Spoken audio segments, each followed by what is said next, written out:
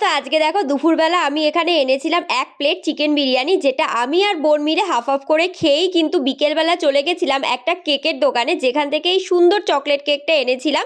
কারণ আজ হচ্ছে আমার ঠাম্মার 71 বছরের জন্মদিন, আর সেই উপলক্ষে ছোট্ট করে বেলুন দিয়ে ডেকোরেশনটা করা হয়েছে। আর বোন এখানে ঠাম্মার কিন্তু সুন্দর করে ছবিও তুলে দিচ্ছে।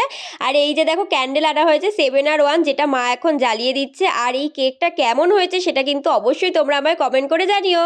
Happy birthday to you, happy birthday to you, happy birthday dear ঠাম্মা, হ্যাপি বার্থডে টু ইউ।